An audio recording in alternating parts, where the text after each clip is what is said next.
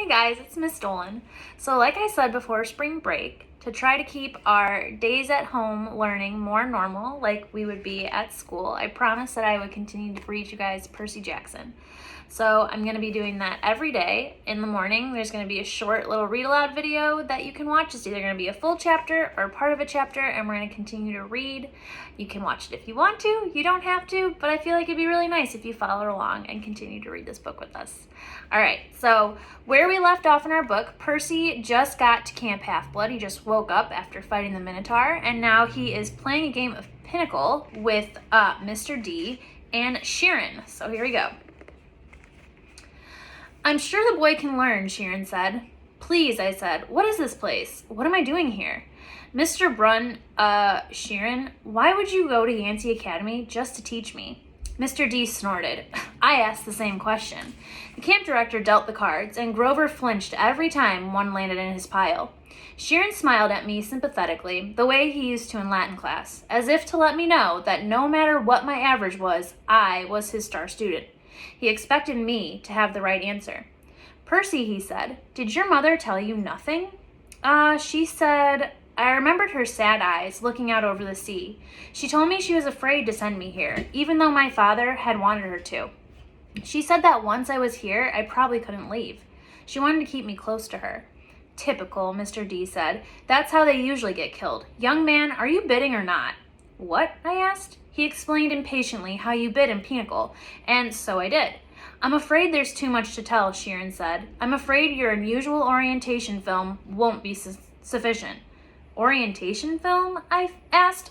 No, Sharon decided.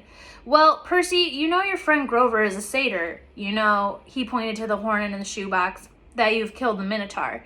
No small feat either, lad. What you may not know is that great powers are at work in your life. Gods, the forces you call the Greek gods, are very much alive.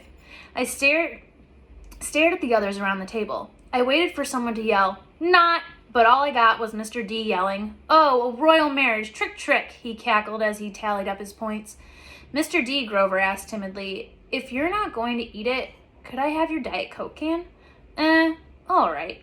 Grover bit a huge shard out of the empty aluminum can and chewed it mournfully.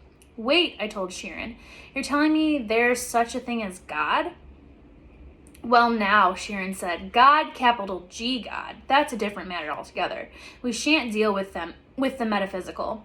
Metaphysical? But you were just talking about, God's plural, as in great beings that control the forces of nature and human endeavors, the immortal gods of Olympus. That's a smaller matter. Smaller? Yes, quite. The gods we discussed in Latin class. Zeus, I said. Hera, Apollo, you mean them? And there it was again, distant thunder on a cloudy day. Young man, said Mr. D, I would really be less casual about throwing those names around, if I were you. But they're stories, I said. They're myths, to explain lightning and the seasons and stuff. They're what people believed before there was science. Science, Mr. D scoffed, and tell me, Perseus Jackson. I flinched when he said my real name, which I never told anybody about. What will people think if your science, What will people think of your science 2,000 years from now? Mr. D continued, They will call it primitive mumbo-jumbo. That's what. Oh, I love mortals. They have absolutely no sense of perspective. They think they've come so far. And have they, Sharon? Look at this boy and tell me.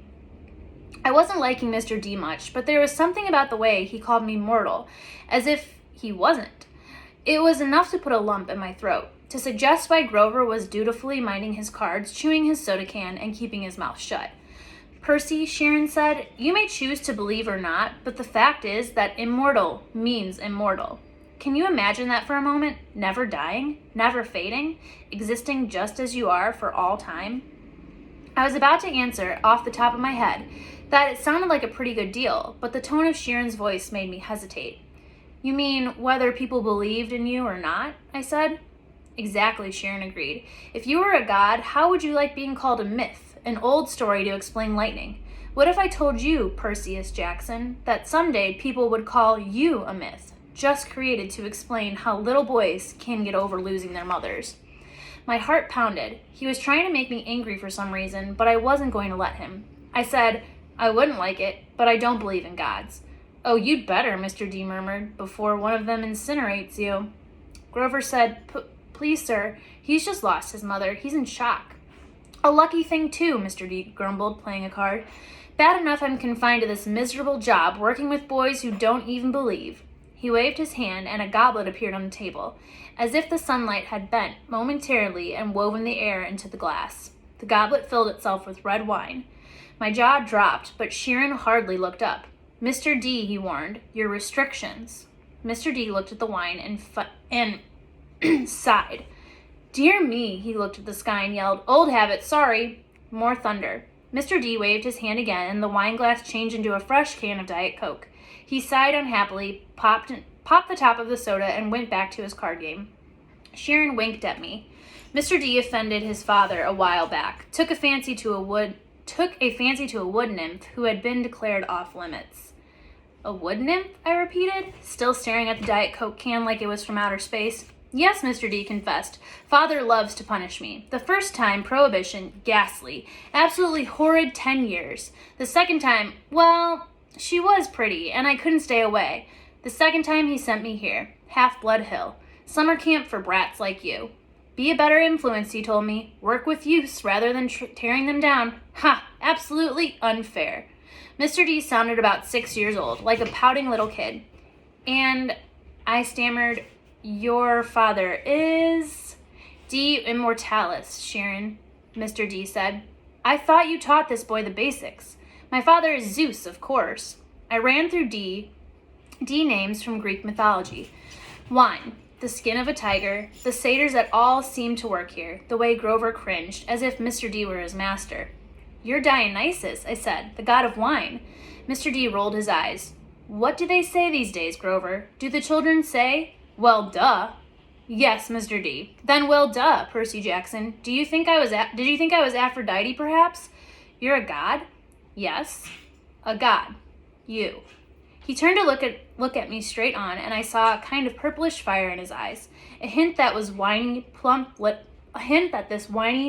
little man was only showing me the tiniest bit of his true nature. I saw visions of grapevines choking unbelievers to death, drunken warriors insane with battle lust, sailors screaming at their hands turned to flippers, their faces elongating into dolphin snouts.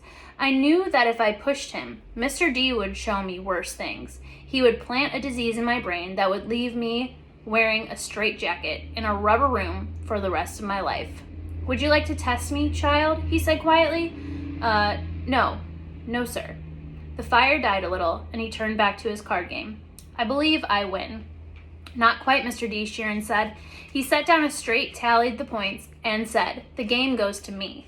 I thought Mr. D was going to vaporize Sheeran right out of his wheelchair, and he just sighed through his nose as if he were used to being beaten by the Latin teacher. He got up, and Grover rose too.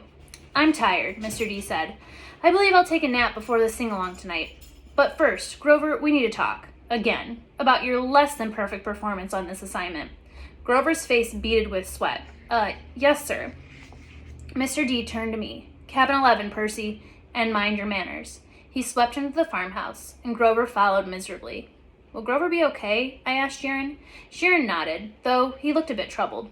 Old Dionysus isn't really mad. He just hates his job. He's been, grounded, I guess you could say, and he can't stand waiting another century before he's allowed to go back to Olympus. That's where we're going to stop for today. Tune in tomorrow to find out what else happens to Percy Jackson. Bye, guys.